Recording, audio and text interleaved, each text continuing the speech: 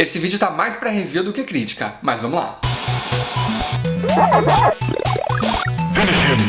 E aí pessoal, tudo bem? Eu sou o Rodrigo, esse é o Canal Zero e hoje a gente vai falar sobre Mãe, o filme novo do Aronofsky que acabou de estrear na semana passada com o Javier Bardem e a Jennifer Lawrence. Como eu consegui assistir só ontem, eu decidi fazer um vídeo mesmo assim pra gente poder papear por aqui. A essa altura você já deve ter visto bastante coisa sobre esse filme, certo? Então por isso eu decidi fazer uma pesquisa um pouquinho mais elaborada pra ver se eu consigo entrar mais do que a maioria dos vídeos que estão postando por aqui. A ideia é que você não veja mais do mesmo, beleza? Então se prepara que a gente vai dar uma bela volta pela Bíblia, porque se você não sabe, Mãe é uma grande metáfora desse livro. Bom, e antes da gente começar, se inscreve no canal se você ainda não for inscrito, se no final do vídeo você gostar, dá o seu like pra eu saber e comenta aí, você já foi ver o que você achou de Mãe? Se você encontrar alguma coisa errada nesse vídeo, por favor, me corrige também, ou se você tiver alguma coisa pra acrescentar, comenta aí embaixo também que vai ser muito legal pra gente enriquecer essa conversa. Aviso aos navegantes, assim como todas as críticas que aparecem por aqui no canal, esse vídeo também tem spoiler, muito spoiler. Todos os spoilers, eles vêm por todos os lados, tá?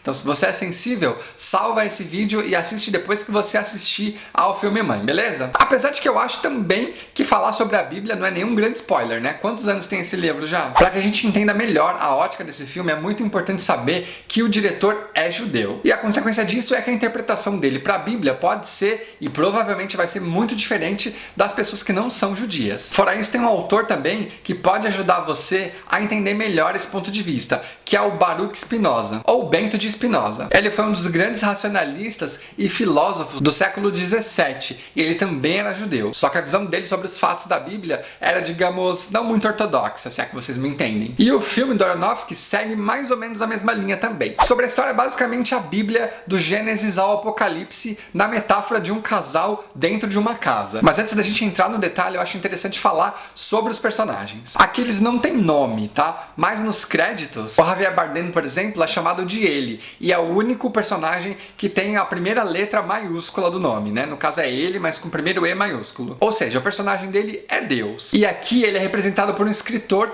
que na cultura judaica faz muito sentido por conta do valor que eles dão à palavra e a importância que ela tem. A Jennifer Lawrence, aqui ao contrário do que o Ed Harris, que faz o Adão, insinua, ela não é a filha dele, mas a mulher dele. Ou seja, a personagem dela não é uma criação de Deus, ela faz a mãe natureza. A natureza não foi criada por Deus, por essa interpretação. E ela existe também independente da vontade dele. Essa é só mais uma das milhares de metáforas que a gente vai ver ao longo desse vídeo e do filme. Além do Adão, que é o Ed Harris, como eu falei, a gente tem a Michelle Pfeiffer fazendo a Eva. Mas essa metáfora é uma das mais simples do filme. A gente tem o Adão chegando em casa, ele é acolhido, né, pelo personagem que é Deus, ele tá passando muito mal, ele vai até o banheiro, e aí quando a mãe natureza entra no banheiro, ele tá com um machucado na costela. No dia seguinte, Eva surge. E aqui ela é como a representação da Bíblia, uma mulher enxerida, né, e libidinosa. E aí mais adiante a gente tem os filhos do casal que aparecem na casa para tirar satisfação com Adão por conta de um testamento que eles acham que é injusto. Essa discussão acaba virando uma briga e na briga um dos filhos acaba matando o outro, ou seja, Caim e Abel. Outro personagem que não é pessoa, mas é essencial pro filme é a casa. Ela é a representação da Terra, do nosso planeta Terra, e está intimamente ligada a personagem da Jennifer Lawrence, que é a mãe natureza. Tanto que ao longo do filme, ela vai encostando as mãos na parede, vai sentindo o coração da casa murchando e apodrecendo a cada vez mais. A cada vez que vai surgindo mais pessoas e que as pessoas fazem mal para a terra e para a mãe natureza, esse coração vai murchando. De relevante também, a gente tem uma aparição que é quase relâmpago da Kristen Wiig. Ela faz a agente literária do escritor, que nada mais é um arauto bíblico, né? Uma pessoa que faz a publicidade da palavra de Deus. Em uma das cenas também a gente tem esse arauto matando pessoas, que numa interpretação minha é muito esses crimes pela fé, sabe? Essas pessoas que matam em nome de Deus. Fora essa turma não tem mais nenhum personagem tão relevante, mas tem bastante figuração e muito CGI pelo filme. O clima do filme também, a maior parte dele é bastante claustrofóbico. Isso acontece por conta da câmera. Ele tem uma câmera bem fechada, a maior parte do filme a gente acompanha pelos ombros da Jennifer Lawrence por trás, então às vezes a gente não ouve as coisas e não consegue ver exatamente o que é, a gente fica desnorteado junto com com ela. Isso é bem interessante. A construção do roteiro me lembrou bastante Dogville. Mãe chega a ter a mesma pegada pessimista do filme do Lars von Trier, mas aqui em proporções bíblicas. Além de Dogville, um dos posters, o terceiro pôster, faz menção ao Bebê de Rosemary. Ele é exatamente uma releitura do clássico do Polanski. Eu vou deixar aqui para vocês darem uma olhada nos dois pôsteres e tirarem suas próprias conclusões. Apesar dela não carregar o filho do demônio, os dois filmes têm algumas coisas em comum, sim. Basicamente, muito a grosso modo, são duas mulheres grávidas que passam por situações bem complicadas que beiram aí a insanidade em alguns momentos. Em Mãe, o marido também tem relação ao culto, mas aquele é o cultuado. Agora, religião à parte, se a gente tiver realmente que comparar os filmes, eu acho que compensa muito mais carregar o filho do Satanás do que o filho de Deus na barriga, porque o tanto que essa Jennifer Lawrence sofre nesse filme não tá escrito, viu? E ainda sobre os pôsteres, mesmo antes da gente ter as informações completas do que se tratava exatamente o filme de Mãe, eles já estavam dando indícios pra gente. O primeiro, a gente tem a Jennifer Lawrence desenhada e com o peito aberto o coração, que é isso que a gente tá vendo aqui do lado, o que significa a mãe natureza provavelmente no jardim do Éden dando o seu coração. Esse é o maior spoiler que eu já vi num pôster até hoje. Se você tem outros melhores, comenta aí embaixo. O segundo pôster, que é esse aqui do lado, também representa alguém. É o Javier Bardem, né, cercado de fogo e segurando uma orbe na mão. Esse fogo pode ser uma menção ao pós-apocalipse, porque se você reparar, ele não está destruído, ele não está queimado de forma alguma. E esse orbe, né, essa bolinha que está na mão dele, provavelmente é o planeta Terra. E se você olhar com mais atenção, você vai ver o reflexo de um bebê, de uma criança nele, Jesus Cristo. Mas o mais interessante para mim nesse pôster nem é isso, é um outro detalhe. Se você olhar no braço da cadeira lá embaixo, você vai ver um isqueiro. Esse isqueiro aparece no filme, inicialmente nas mãos do Adão, que fuma pra caramba quase o tempo todo, e que é usado no final do filme pela mãe pra explodir a casa, pra criar o apocalipse. Mas calma que eu nem entrei na simbologia ainda, hein? E olha só que legal, nesse isqueiro tem um desenho, que é esse aqui que eu tô colocando na tela pra vocês. E esse desenho faz com que o isqueiro seja um Wendehorn, ou Wendehorn, eu não sei dizer. Você me corrige aí se você souber. E aí que a simbologia começa. Entre os nórdicos, isso aí significa a runa de Freya, que é uma deusa nórdica, quer dizer a geração da vida. Ele também é a união de duas outras runas, a runa Homem e a runa Ano, que simbolizam vida e morte respectivamente. Também representa a união, o laço e o contraste. É a vida e a morte, o caos e a ordem, o homem e a mulher, a certeza e a dúvida, o começo e o fim. Tá achando pouco? Ela também significa muito mais. A grosso modo, também significa as mudanças necessárias de acordo com as leis primordiais da natureza. São os opostos trabalhando junto. O homem e a mulher que são diferentes e que se unem para um propósito, para fazer mudanças. É o amor, é o nascimento, é o sexo, que é o núcleo central da linha da vida e força vital. E aí essa união que não é perfeita faz surgir centelhas, faíscas. Percebe a relação com o filme? E aí da ordem surge o caos e do caos surge a ordem. Olha só, eu tive que falar essa frase porque eu achei tão boa quando eu li. E tem gente ainda que acha que as coisas num filme são colocadas por acaso, você acha? Pra quem gosta de discussão, Mãe é com certeza um prato cheio. Dá pra ficar meses falando sobre ele, chutando possíveis teorias e possíveis simbologias. E as metáforas também, né? E vamos combinar uma coisa, essas metáforas não têm certo e errado, elas vão muito como a Bíblia. É uma questão de interpretação. Isso que eu tô falando pra vocês aqui é a minha interpretação sobre os fatos e sobre o filme que eu acabei de ver. Tudo aqui é passível de erro e é passível de discussão, tá? A grande graça do filme é exatamente isso, a possibilidade de a gente debater de acordo com o nosso ponto de vista e a nossa crença. O próprio personagem do Bardem fala isso ao longo do filme. Em um momento ele diz, as pessoas entenderam o que eu quis dizer, as pessoas gostaram, só que cada uma entendeu de um jeito. Ou seja, as interpretações da Bíblia. Agora com essa base toda, enfim, a gente pode finalmente entrar na história do filme. Eu vou tentar resumir o máximo possível e contar só os fatos principais para que a gente não fique aqui com um vídeo de meia hora, tá? Então a primeira cena do filme é uma mulher com o rosto queimado, na sequência tem um clarão, depois a gente volta pro Javier Bardem pegando uma espécie de um cristal e colocando num pedestal. Outro clarão, Gênesis. Deus disse, faça luz, e a luz se fez. Na sequência a gente tem a mãe acordando na cama e ela chama por ele. E aí se começa basicamente a exploração da relação entre os dois. Ela é bem subserviente, ele meio que não liga muito pra ela, ele tá muito mais preocupado em criar as coisas dele. E ela fica o tempo todo pensando na casa, e reformando, e reparando, e fazendo. É a mãe natureza cuidando da terra. A mãe também é uma divindade, o objetivo dela é mais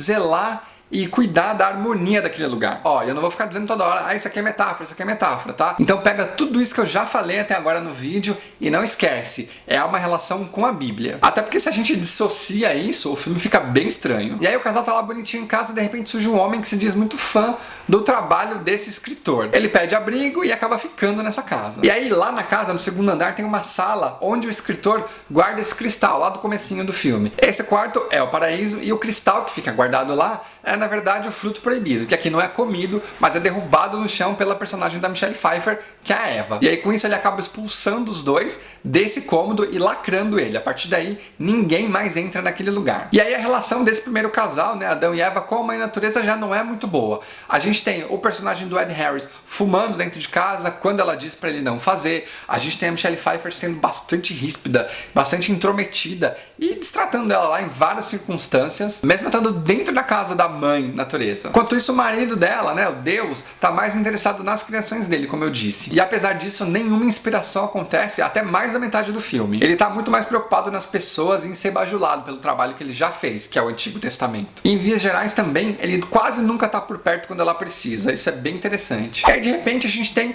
os filhos desse casal que está hospedado na casa chegando. Eles já vêm cobrar o pai por conta desse testamento que não está muito legal, acabam brigando e morrendo. Abel e Caim. E aí exatamente no ponto onde o irmão morreu, tem uma mancha de sangue que começa a aparecer e esse sangue corrói um pedaço da madeira, né, do assoalho, e você consegue enxergar lá o porão da casa. Mesmo depois dela substituir a madeira, o espaço continua sangrando, continua sangrando. Aqui a gente tem duas possíveis interpretações que eu achei nas minhas pesquisas, mas eu acho que pode estar errado. A primeira delas é a marca do Caim, que Deus colocou em Caim depois que ele matou o irmão dele, para que ele não fosse morto por ninguém. E a segunda pode ser os estigmas de Cristo. Tudo bem que Jesus ainda não nasceu nessa história, mas vários fatos estão em ordem cronológica diferente, tá? Então isso poderia muito ser possível. O que você acha? Comenta aí. E aí em paralelo a gente tem a mãe, reformando literalmente a casa. Ela faz todos os reparos, ela pinta a parede, ela arruma coisinha aqui, coisinha ali. E uma das paredes que ela tá passando, tipo uma massa, ela começa de uma cor, depois ela joga um pozinho e começa a fazer a parede amarelo. Amarelo também é o pozinho que ela coloca na água para ela tomar toda vez que ela sente um enjoo. E tem um site americano chamado The Daily Beast que associa esse amarelo a um conto de uma feminista lá de 1800 e lá vai cacetada, a Charlotte Perkins Gilman, que chama O Papel de Parede Amarelo. Esse conto ele tem mais ou menos 6.000 palavras, já está em domínio público e eu vou deixar o link para quem quiser ler aqui na descrição e ele tá todo em inglês, tá? Só pra saber, existem algumas semelhanças entre esse texto e o filme, tá? O conto tem também uma mulher que vai enlouquecendo aos poucos, mas lá ela fica confinada pelo marido dentro de um quarto. Lá nesse conto a autora aborda algumas coisas sobre saúde mental da mulher, enfim, questões polêmicas lá do século XIX. E aí depois da morte, né, de um dos filhos do Adão, o outro acaba fugindo, assim como na Bíblia, e acontece o velório dentro de casa. Nesse velório, Deus permite que outras pessoas venham homenagear, né, esse morto e a casa começa a encher. E as pessoas sempre desrespeitando a mãe natureza, desrespeitando a casa, até que uma galerinha que tá sentada na pia, ela fala, não senta na pia que não tá chumbada, não senta na pia que tá chumbada. A galera senta, quebra essa pia e começa a vazar o cano da cozinha. Esse vazamento é o dilúvio. A casa começa a encher de água, a gente tem chuva do lado de fora também, e a mãe natureza fica muito brava e coloca todo mundo pra fora da casa dela. E olha só o Aronofsky falando de novo sobre o dilúvio. Lembra do Noé? Pois é, agora é a segunda visita dele, só que de uma forma bem diferente. E aí depois desse alagamento na casa, o filme fica um bom tempo sem ninguém. É como se as pessoas tivessem sido lavadas da terra mesmo. E tem até uma passagem da mãe dizendo, eu vou limpar esse apocalipse. E aí nesse período dos dois sozinhos, ela dá uma intimada nele. Ela fala, pô, você fala que quer ter filhos, né, pro Adão e Eva, mas você nem me... né, não pode falar pra não ser tomar luzinha amarela lá na monetização. E aí ele interrompe, leva ela pro quarto, eles acabam dormindo juntos e ela engravida. Ela já acorda se sentindo grávida e ela tá realmente grávida. E com isso, ele tem um lampejo aí de criatividade, já levanta da cama pelado mesmo e sai pra escrever esse poema novo, que na verdade é o Novo Testamento. Ele termina de escrever esse texto, mostra pra ela, ela aprova, e ele já falou com a agente dele, isso a gente não vê, e ela quer marcar uma coletiva de imprensa com ele. Bom, e aí pra celebrar essa fase fértil dos dois, a mãe faz um jantar meio que romântico, ela prepara um monte de coisa pra ele. Só que aí durante o jantar, alguém bate na porta e ele vai atender. É um fã do trabalho dele. E aí aos poucos vai surgindo mais e mais e mais pessoas. Essas pessoas começam a entrar na casa por entradas que a gente não tinha visto antes. E aí no meio disso tudo tá rolando um ritual também, onde Deus tá passando cinza na testa das pessoas que é uma representação aí da quarta-feira de cinzas. Ok, Jesus não nasceu ainda, mas a gente já sabe que quando ele nascer vai ter pouco tempo de vida. E aí ela começa a sentir algumas contrações e a situação sai do controle dela. As pessoas que estão na casa começam a ficar muito agressivas, elas começam a roubar as coisas, arrancar, tipo, pia da parede, telefone da parede, o negócio fica bem insano. É mais uma vez o homem maltratando a mãe natureza e maltratando a terra e vai pagar por isso. E aí nesse meio tempo o filme fica muito louco, assim, do nada explode alguma coisa dentro da casa, surge uma galera tipo SWAT, assim, atirando na galera. Um cara vem, né, um desses agentes, uma espécie de agente, tenta ajudar ela a fugir. Ele fala, um médico, pô, toma um tiro na cara, morre. E aí Deus, né, o Javier Bardem, surge para levar ela até um lugar seguro. Ele a leva até o paraíso, onde ela consegue ter o neném. Ele desvia lá dessa galera, desses fanáticos, tem fotinho dele por todo lugar, é muito, muito legal. E aí lá dentro ela tem o neném dela no chão mesmo. Ele fala, deixa eu segurar, deixa eu apresentar para eles o meu filho. Ela diz não, que o filho é dela, ela não vai dar na mão dele. E aí de repente aquele barulho que tá no fundo para, ele tira o móvel que ele colocou na porta para que ninguém invadisse, e aí tem algumas oferendas pro menino que acabou de nascer. Ele põe pra dentro, e aí eles estão lá meio tranquilinhos, e de repente ela cochila. Quando ela acorda, cadê o marido? Cadê o neném?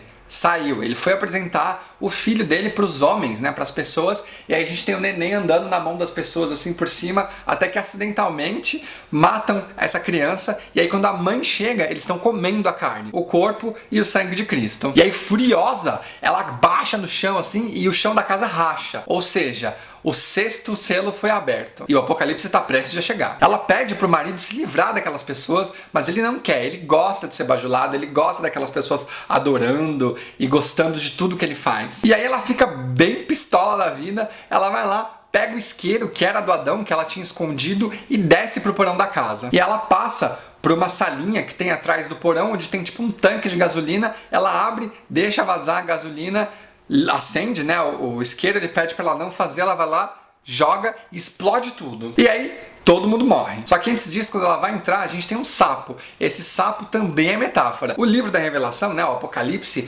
fala que os sapos são as almas impuras aos olhos de Deus. Ou seja, tem uma alminha impura lá pulando. E aí com a casa toda destruída, Deus, né, o personagem do Javier Bardem, tá lá intacto, não tem mais ninguém, a casa tá lá toda em brasa, né? E a gente tem o corpo da Jennifer Lawrence todo meio queimado.